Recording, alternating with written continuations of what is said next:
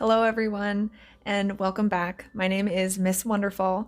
If you guys are coming to this video from my last video about my shower fall, I am doing much better physically. I am not hurting. Well, I mean, I'm hurting, but it's like my normal level of hurt. And also, I finally got my tub treads in place, so I'm less likely to fall, and I feel way more confident about not getting injured anytime I go to take a shower. So now that that's more accessible, I'm feeling much safer in my home. So that's number one. Now on to my WonderFawl news. I've got 3 things that I want to share for you today, and whew, they are some doozies. So let's get into it.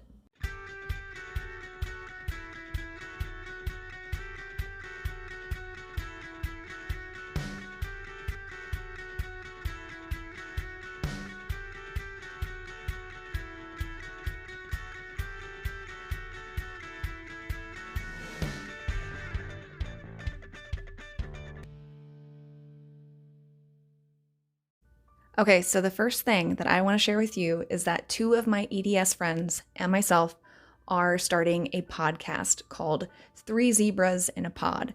It is going to be about EDS and our experiences, and hopefully giving resources and interviewing people who have experience, whether it's being different types of specialists or just other individuals with different forms of EDS. So today we actually got to record our first episode. I'm very excited about it. I'm not quite sure if we're going to have to re-record due to audio or anything, but we're getting it started, and that is super exciting because the hope is that we can, I don't know, bring hope or bring assistance to those who don't know how to navigate the healthcare system or what to do with being newly diagnosed, because, I mean, it can be incredibly overwhelming. So the fact that we're actually getting this started is thrilling. Now, for those of you who don't understand the whole zebra part of it, if you haven't watched my previous videos, the reason why we have the word zebra is because in the medical community, they commonly teach doctors in medical school that when you hear hoofbeats, think horses, not zebras. So basically, they're taught to look for the most common conditions that would pop up, like, is it a cold or is it, I don't know, something else. So because they're looking for the thing that happens the most, things that are more rare or less likely tend to get pushed aside. So us EDSers are frequently misdiagnosed, and it can take years or even decades to get a diagnosis. So that is how the EDS community decided to have the zebra as kind of our mascot. So yeah, 3 zebras in a pod coming soon. So that was number 1.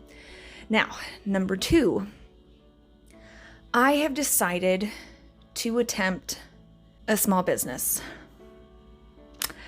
I know, I never thought that I would do this, but I found out about a website, which I am not sponsored for this, but I found out a website called Zen Business, and they help set up the LLC and, manage the tax paperwork, make sure that it's all good with the state, etc. And so I'm basically just giving them the money to take care of it so I don't have to worry about it, because my health is, well, it is already in the way. It's already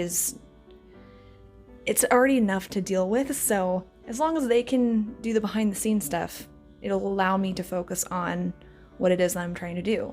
So the business that I'm trying to start is called WonderFawl Creations. Ta-da! Very, very excited about it. For those of you who know, I like to do wood burning. I don't do it very frequently because it can be very difficult on my joints. I also like embroidery, kind of the same thing. I have to make sure that I ice plenty and those types of things. But I've decided I want to try and do more for disability advocacy. And I want to try and start the process for the Ticket to Work program.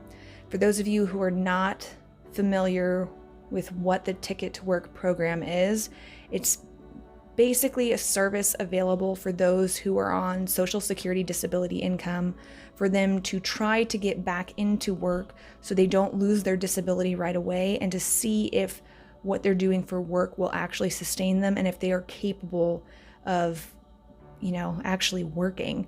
Because if my health gets worse, or, if I can't maintain this and it's, then at least I still have my disability and I still have my assistance if needed.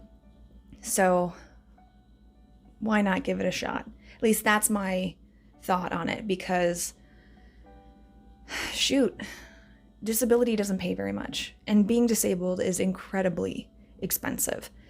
And I don't know, I would like the opportunity to either visit places at some point, especially after being locked up for like a year.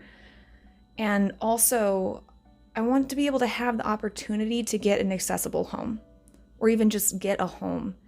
And that's not really something I see as super possible if I stay on disability.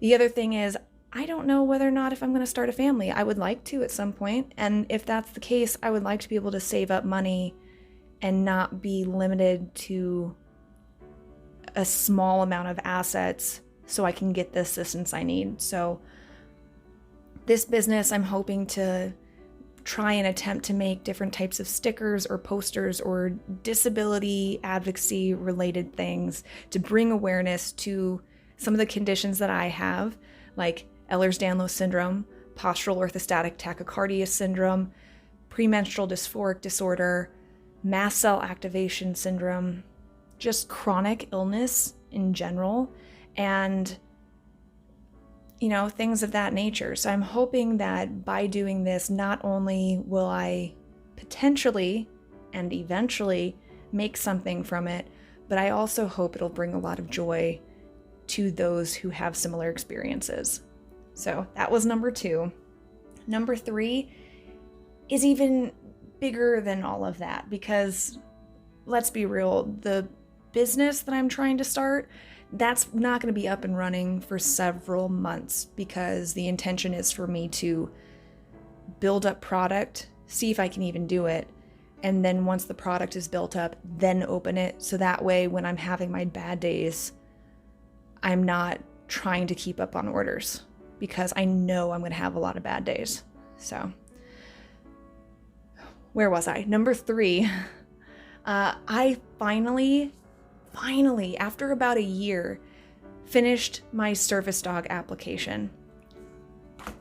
I told my brother, and he's like, "You're getting a circus dog?" Which, for those of you who know about my unicycling past and my circus history, I would love me a circus dog. But no, it is not, in fact, a circus dog. It is for a service dog. And I can't tell you how much that would help improve my quality of life, because I am starting to have more difficulty walking, especially on uneven surfaces.